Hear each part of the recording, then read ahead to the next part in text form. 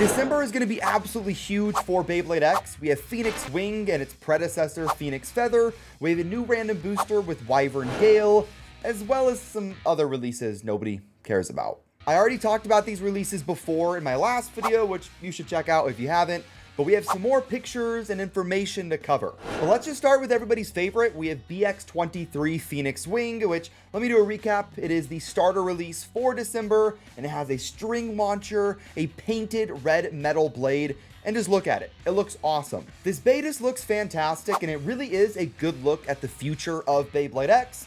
I mentioned before that some people kind of complain about X being kind of simple and kind of boring compared to Beyblade Burst. So seeing this PhoenixWing is a step in a more detailed direction. And the red on the blade is painted, which has its positives and negatives. It's a positive to me because it just makes the bay look a lot more unique. It makes the bay look better, but it's also a negative because as soon as you battle with this Beyblade, it's gonna get scuffed really quick. I'm gonna buy two just so I have a pristine one for my collection, but I know not everybody's able to do that. If you guys want to get PhoenixWing, definitely check out Mall of Toys. They have the starter up for pre-order right now for a really great price. They also have the random booster up for pre-order, and then a bunch of other X-Bays as well, like Dran Sword, Dran Dagger, pretty much everything. So go and check them out, links in the description down below, and make sure to use code ilinnuc to get 5% off of your first purchase. PhoenixWing is going to be awesome. We already talked about a lot of the parts and what they do in my last video, but we actually have some really good pictures now. So let's go ahead and look at the bit first. We have gear flat, and I used like AI upscaling on my last video to try and make it look high res. It looks kind of ugly, but now we actually have a good picture and we can really see the details in the gear flat and just how it's going to work. It's an aggressive flat bit that has the gears going all the way down the entire way, so it makes it easier to catch on to the extreme line on the Beyblade X Stadium, and that's kind of the whole marketing push for this bit, and that it really catches on to that line no matter what, making the bay more aggressive. Is it really going to work? I kind of assume so, maybe a little bit. I just assume it's going to make the stamina kind of rough. Next up, we have the ratchet, which is 960, and if you haven't seen it yet, yes, we are skipping from 560 all the way to 9, so maybe we'll get 6, 7, and 8 later on. But for 960, we could definitely see 9 individual little spikes, little points, but for the most part, it has 3 main points, so it's kind of a version 2 of 3, I think. It's 3 with some extra steps. But it does look pretty interesting, although I don't know how good it's going to be competitive-wise. The spikes on the blade that make up the 9, definitely a lot more simple and a lot more streamlined compared to 5 or to 3. So we'll just have to see. And then we have the PhoenixWing blade, and I've talked about this one a ton. It looks amazing. The Phoenix motif in the middle looks great. Easily the best looking motif so far. Has painted red metal and there's yellow details. It's fantastic. It's also heavy as shit. Who's censoring me? Koro Comics showed the blade as weighing 38 grams, and I expected the bay to weigh a little bit more than average, maybe towards the heavier side, but 38 grams for the blade makes it the heaviest standard release that is out right now.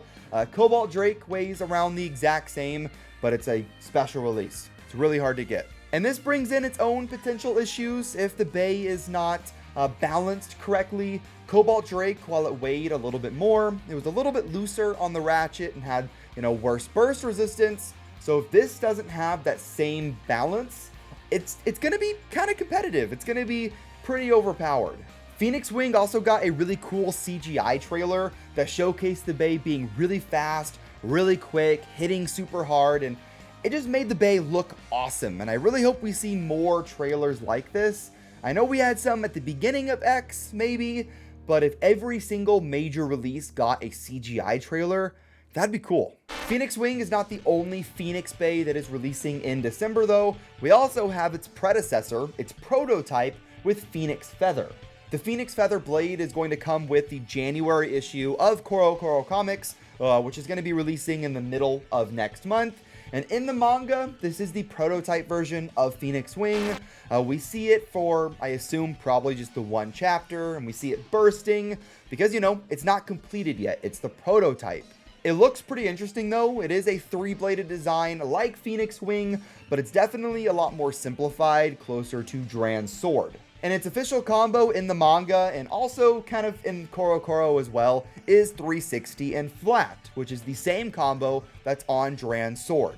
I don't really expect a lot out of this blade because it's very similar to Dran's sword. I expect the weight to be similar as well. And if you guys were around for Beyblade Burst Sparking, they pretty much did the same thing with First Uranus before Lucifer. So kind of the same deal, and First Uranus was very similar to Super Hyperion. So it's really only going to be for collection, I think. But that is PhoenixWing and PhoenixFeather. Both of these bays are used by the character Burn Fujiwara or Fujiwara, one of the two. Burn is the leader of Team Yggdrasil. Yggdrasil. Team Yggdrasil? Yggdrasil? How do you pronounce this? Burn is the leader of Team Yggdrasil. Burn is also pretty wealthy as well. He has a bunch of 3D printers on and trying to perfect the design of PhoenixFeather into PhoenixWing, just trying to make the perfect Beyblade. The ends of his hair also form into wings as well. So overall, he just has a really nice design, and like I said in my last video, I just hope we see this character for a while and he's not just kind of thrown away after a couple of chapters or after several episodes. But that is PhoenixWing and PhoenixFeather. Let me know what you guys think of those bays and of Burn in the comments down below. But now let's move on to the random booster, which I don't care about as much, but we do have better pictures of the bays and there's some interesting stuff here. Let's look at the prize bay first. We have Wyvern Gale. This is a stamina type bay that is really round, and the gimmick for the blade is being round and being able to spin through the air a little bit more easy and not having as much resistance. And while it is cool, it's unfortunate that we got the look at Wyvern Gale at the same time as PhoenixWing, because from a detail and color and coolness standpoint, Wyvern's just not as cool. For the blade, we have 580, which is a piece we've had released with Viper Tail, which was another stamina type Beyblade, so really nothing too crazy there. But for the bit, we have Gear Ball, and we had a good look at this before, but let's go over it again. It's pretty much like Gear Flat in that it's going to be able to catch on to the extreme line easier,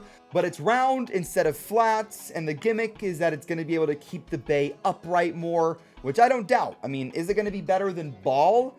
I don't really know, but it does look pretty promising. And if for some reason you don't like Gear Ball, then 3 of the bays in this random booster come with that part. So you're going to have to kind of avoid half of the random booster. But let's talk about some of the other parts of the booster. We have the secondary prize, which is a yellow Wyvern Gale. And this one's on 360 and the taper bit. Kind of okay parts, nothing special. I also don't know why we're getting secondary prizes that are yellow. I mean, we had the yellow Shark Edge, now we have a yellow Wyvern Gale. I don't know. Then we have a purple and black Night Lance, and this one is on 460 and Gear Ball. So there's another Gear Ball right there. The Night Lance does look pretty good though. I just don't really care about this bay that much. It's not super exciting to me.